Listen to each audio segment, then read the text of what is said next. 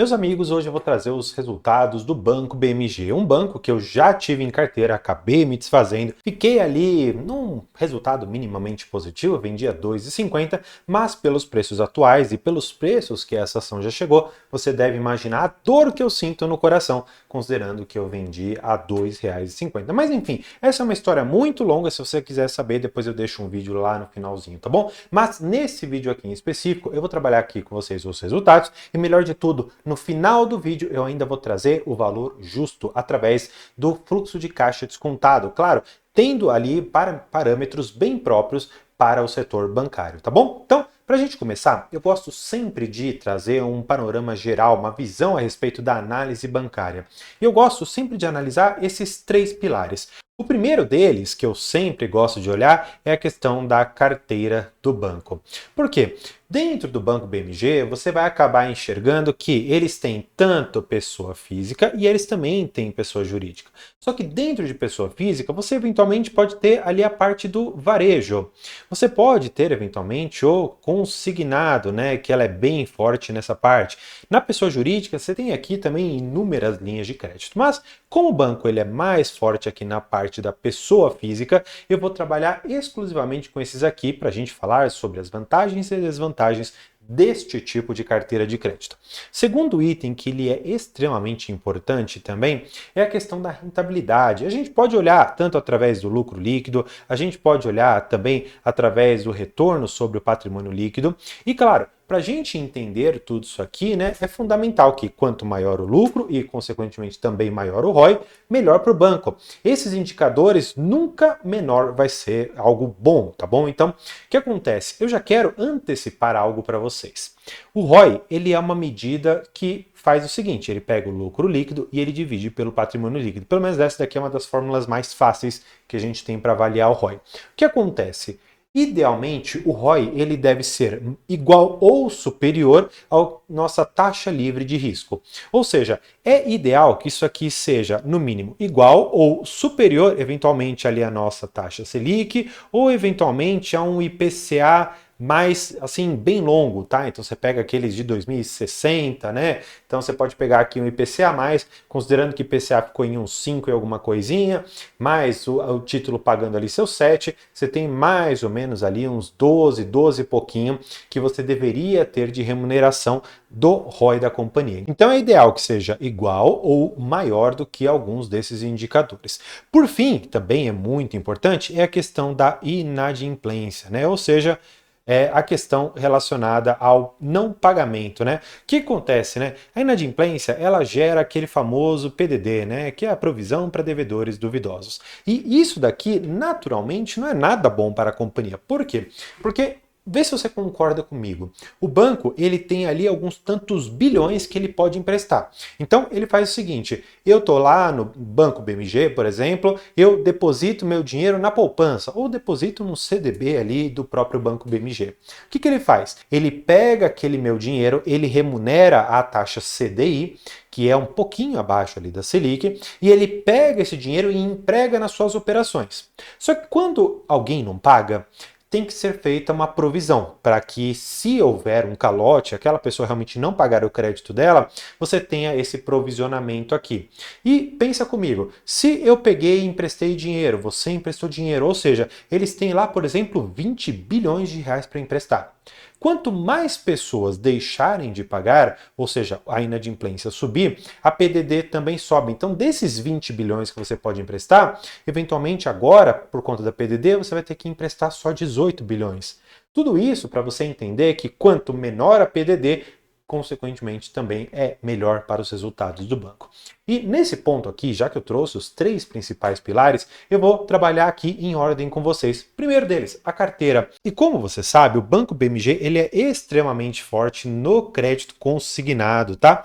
Tanto é que nós já vamos ver percentualmente, mas esse laranja aqui já mostra pra gente o quanto que o banco ele tem, né? Dos 27 bilhões praticamente de carteira, ele tem 17 aqui apenas nesse tipo de crédito, desconsiderando que existe ainda o consignado nos Estados Unidos. Então, Pegar esse conjugado aqui daria 20 bilhões e 800, né? Então, quase a carteira inteira de crédito dele. Esse o próximo gráfico aqui, ele mostra um pouco melhor para a gente, né? Porque ele tem a parte de cartões consignados, ele tem empréstimos consignados e consignado nos Estados Unidos. Desconsiderem esse percentual de 71%, porque é mais. Eu fiz as contas aqui e, se eu não me engano, daria mais ou menos 77%. Vou até fazer agora com vocês para não ter nenhum erro, né? Então, vamos lá.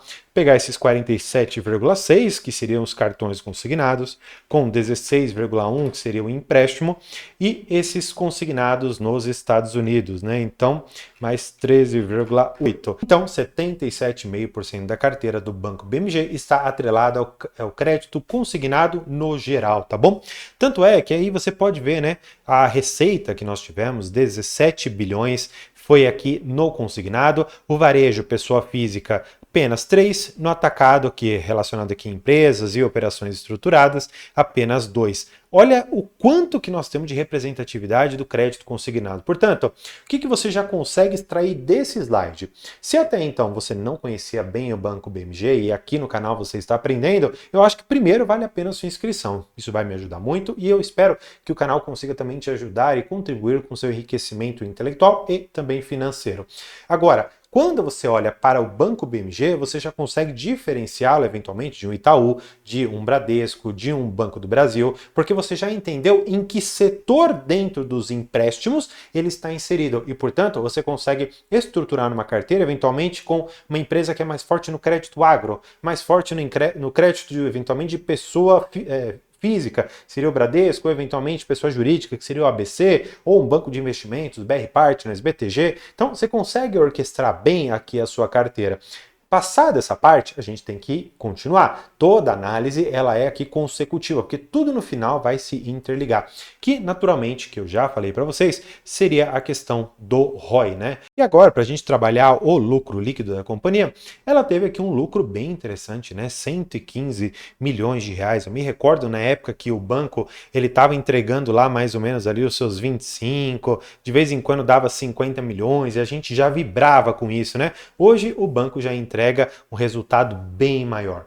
Olhando para essa linha pequena aqui, laranja, que seria o retorno sobre os ativos que a companhia tem, sobre o patrimônio líquido dela, né, que seria o ROI, nós estamos vendo um crescimento, né? Saímos aqui de praticamente 10, 10,8, 11 e hoje estamos aqui em 12,1.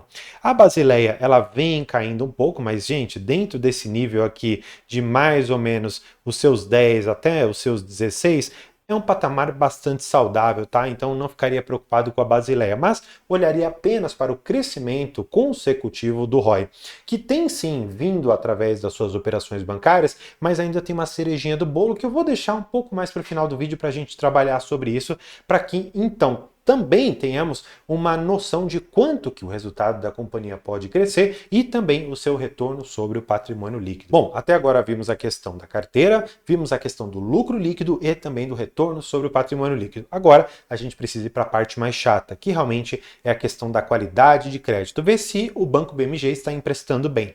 É sempre importante analisar a inadimplência acima de 90 dias, ou over 90. É bom, no geral, que está caindo aqui em 4,7 e está agora em 4,1.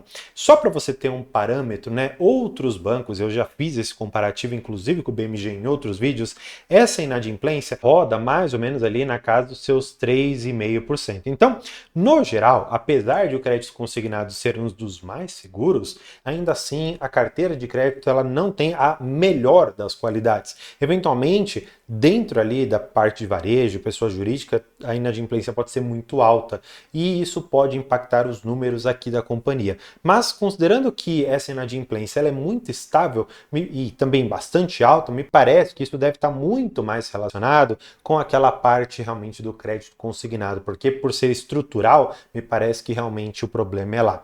Tanto é que eles falam aqui, né, que o saldo provisionado em relação a essa entrada em vigor de uma resolução, provavelmente aqui do Bacen, foi de quase aqui 1,2 bilhões de reais, tá?